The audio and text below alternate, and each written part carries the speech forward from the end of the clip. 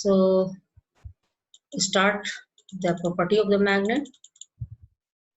You know about the different type of effect of the magnet and current, heating effect, Joule's law of heating, chemical effect, electrolysis and electroplating, magnet, properties of the magnet and magnetic lines of force, magnetic effect of current, Oersted experiment, Maxwell-Screw law, or right hand thumb rule, electromagnetic effect, electromagnetic, Fleming left hand rule, electromagnetic induction, Fleming right hand rule. These all topics are related to the effect of current. So first of all, we start about the uh, uh, already start about the heating effect and Joule's law of heating effect, chemical effect, electrolysis and electroplating. So start with the magnet. Magnet, what is magnet? First of all, you know about the magnet. Magnet, simply you are knowing about the bar magnet, pseudo magnet and electromagnet. So all are the magnet, some are the permanent, some are the, first of all is this magnet and why its name is magnet or this property is magnetic property. First time magnet is about knowledge of the magnet comes out from the Magnesia city. Magnesia city और एक animal grazer जो था, animal graze करवाता था जो जानवरों को, वो एनिमल ग्रेज करवा रहा था, उसका नाम था magma.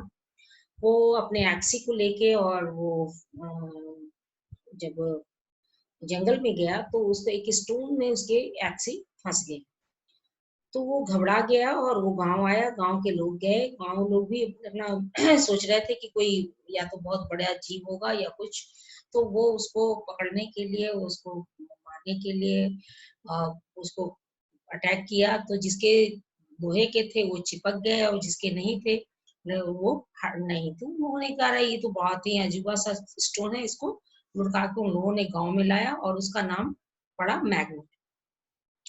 Finally, magnet is the ore of iron, or its name is magnetite. Ore name also magnetite, and this property is not magnetic property because it discovered in magnesia by the magma. तो आप लोग ये तो जान गए कि magnet क्यों नाम पड़ा।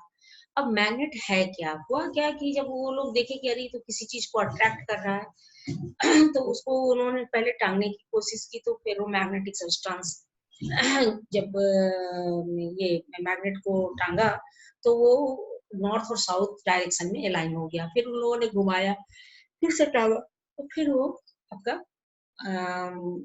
अलाइन हो गया नॉर्थ। तो उन लोगों ने कहा कि इसका एक नॉर्थ पोल, नॉर्थ की ओर जो है उसका नाम दिया नॉर्थ पोल, और इसका साउथ पोल की ओर है उसको साउथ पोल। एक्चुअल में नॉर्थ पोल जो है वो नॉर्थ पोल साउथ पोल की, यानी अर्थ का जो साउथ पोल है उधर अट्रैक्ट हुआ। Earth is also huge magnet, तो साउथ पोल की तरफ नॉर्थ पोल अट्रैक्ट हुआ।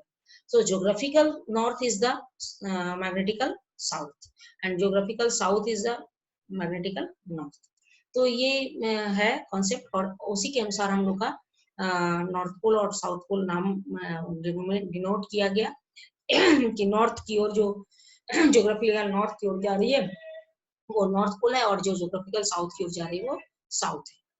तो ये जो प्रॉपर्टी है वो सबसे पहली प्रॉपर्टी उन लोगों ने बताई, magnet has two poles north and south and which can not be isolated. इन टुकड़ों में अगर बांट दिया जाए तो हर टुकड़ा एक अपने आप में मैग्नेट होगा, उसमें नॉर्थ और साउथ पोल होगा। ये नहीं कि नॉर्थ पोल अलग हो गया और साउथ पोल अलग। सो इट इज आइसोलेटेड और cut into large number of pieces, each piece behaves like a magnet. Directional property, when magnet is freely hang, it align in north and south direction. Attractive property means कि when magnet comes near the magnetic substance or magnet, then opposite pole of the magnet also attracted, and magnetic substance attracted. Reality is that first in magnetic substance induces the opposite pole and then attract, due to two opposite poles attract. So reality is always magnet is attracts magnets only by inducing the magnetic field. Repulsive property, when like poles comes each other, then they repel each other. Or if we have so many pieces of iron, and which one is the magnet, so if you bring known magnet, bring near the pieces of the magnet, if all are attracted, this means they are magnetic substance, these are magnetic substance. But if they repel by the magnet, then that one will also a magnet, and repulsion is the surest test of the magnet. Demagnetized by hammering or by heating. Our maximum magnetic field strength is always at the poles. Properties of magnetic lines of force. The magnetic lines of force is the imaginary line coming out from the North Pole, entering from the South Pole outwardly, and south to north inward. Magnetic lines of force always repel each other, never intersect, and direction of force is always in direction of the tangent at that. यानी कि अगर curve line है उसका north से line से south जा रहा है, तो उस कर्व लाइन के जो टेंजेंट ड्रॉ है वही उधर ही आपका मैग्नेटिक फोर्स का डायरेक्शन दिखाएगा. Magnetic field strength depends on number of lines of force. जहां जितना ज्यादा number of lines of force होगा उसका मैग्नेटिक फील्ड स्ट्रेंथ उतना ज्यादा होगा.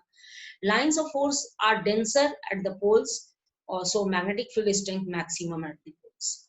Magnetic lines of force passes through any object like conductor, insulator, even through human body also. Magnetic substance, when magnetic substance placed in near the magnet, then it first induces in magnetic field in the magnetic substance and create opposite pole and then attract. That already I explained. अब है कि magnetic axis, a line, imaginary line which joins north and south pole, that imaginary line is known as magnetic axis of the magnet.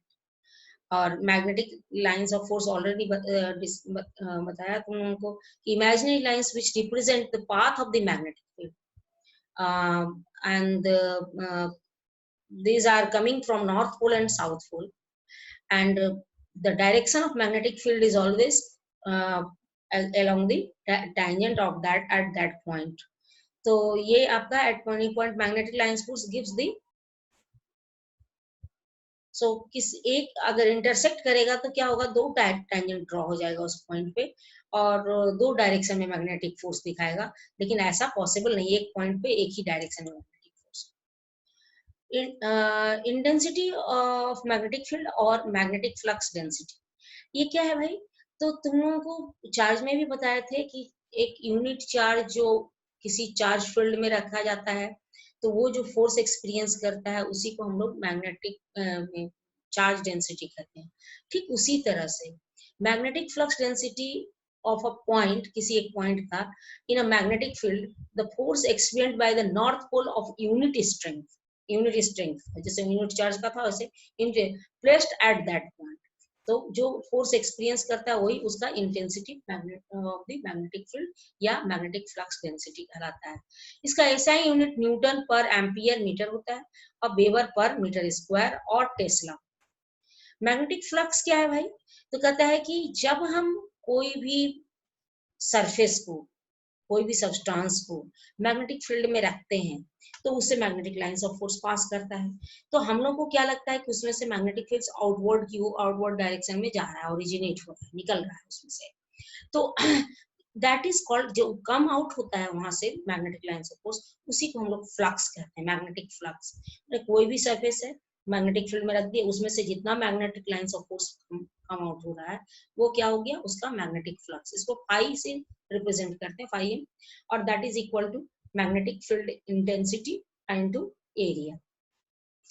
phi m is the magnetic flux, b is the magnetic field intensity, a is the area. तो ऐसा unit होता है इसका weber और tesla per metre square.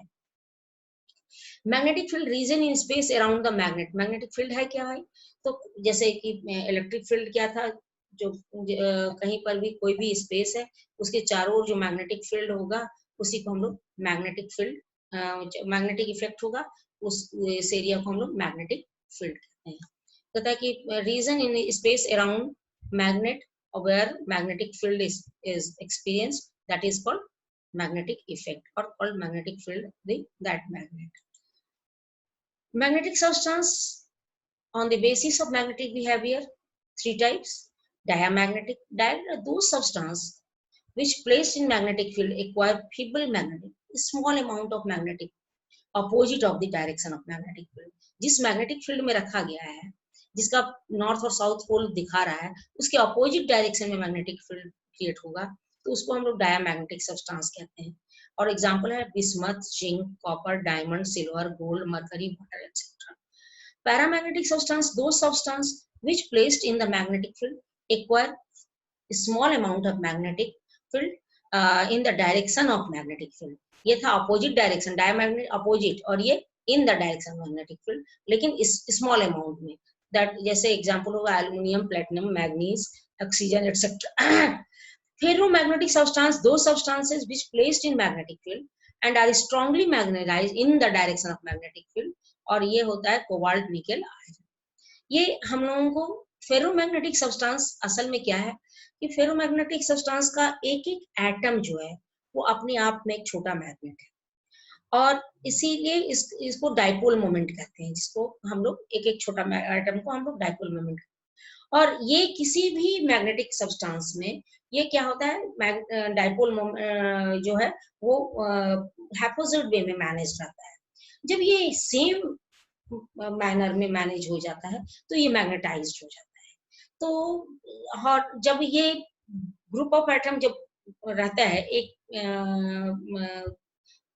Atom, कोई भी substance में group of atom about 10 to the power 18 to 10 to the power 21, that is called domain. और इस तरह से large number of domain in one substance, बहुत सारे डोमेन होते हैं।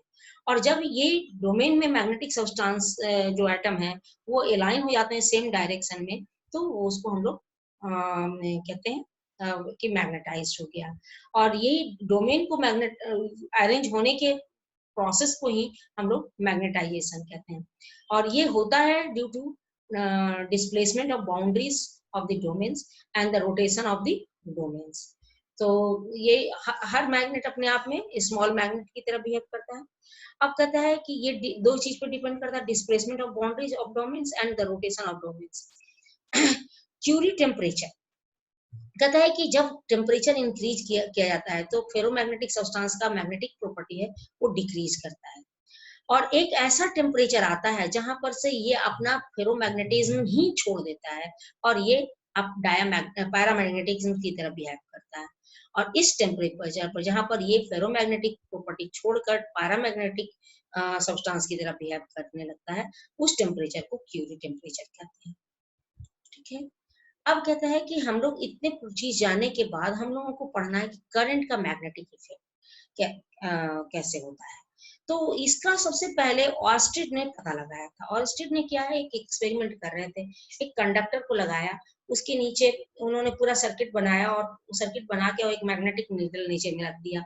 तो उन्होंने फील किया कि जब स्विच ऑन किया तो ये जो है डिफ्लेक्ट कर रहा है, उसी तरह से स्विच ऑफ किया तो भी डिफ्लेक्ट किया, लेकिन दोनों के डिफ्लेक्शन में अंतर था। पहले जब अगर वो लेफ्ट डिफ्लेक्ट कर रहा था तो दूसरे समय में राइट डिफ्लेक्ट, माना अपोजिट डायरेक्शन में डिफ्लेक्ट कर रहा था।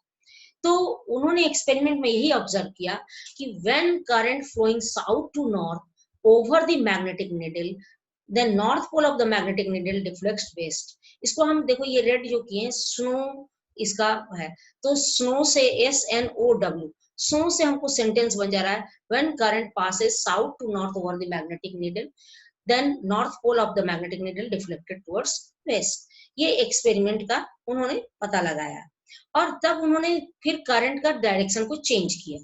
करंट का direction north to south over the magnetic needle किया, तो north to south over the magnetic needle, then east की ओर ये भागा, यानी कि पहले स्नो में था south to north, then over the magnetic then west, और इसमें हो गया north to south over the magnetic then east. अब ये एक्सपेरिमेंट करने के बाद उन्होंने मैग्नेटिक नीडल को ऊपर कर दिया। जब मैग्नेटिक नीडल को ऊपर किया तो उन्होंने पाया कि ये जो है जब ऊपर कर रहे हैं तो नॉर्थ टू साउथ में जो अभी ईस्ट जा रहा था अब ये वेस्ट जा रहा है। और फिर उन्होंने क्या किया, साउथ टू नॉर्थ जब किया over under the magnetic needle, तो उन्होंने देखा कि ये ईस्ट जा रहा है। और इस तरह से वो तो एक अगर ट्रिक सेंटेंस याद रखते हैं स्नो का, तो हम लोग क्या होता है ये चारों हम लोग प्रैक्टिकल कर रहे हैं। और इसी प्रैक्टिकल के बाद तो लोगों को पता चला कि इलेक्ट्रिक करंट से मैग्नेटिक फील्ड भी क्रिएट हो रहा है, और मैग्नेटिक फील्ड जो क्रिएट हो रहा है तो एम्पियर ने इसको दिया, एम्पियर स्विमिंग लॉ से, कि if we float in the direction of current then our hand shows the direction of magnetic field. और इसके बाद और लोग दिए, लेंस भी दिए, बहुत सारे लोग दिए, लॉरेंज दिए। सो अगले क्लास में हम लोग उसको पढ़ेंगे। तो ये उनका ये मैग्नेटिक फील्ड का जो है, और थैंक्स उनके लिए, मैग्नेटिक फील्ड, मैग्नेटिक प्रॉपर्टी और मैग्नेटिक फील्ड उन्होंने दिया। इसके बाद हम लोगों को क्या हुआ कि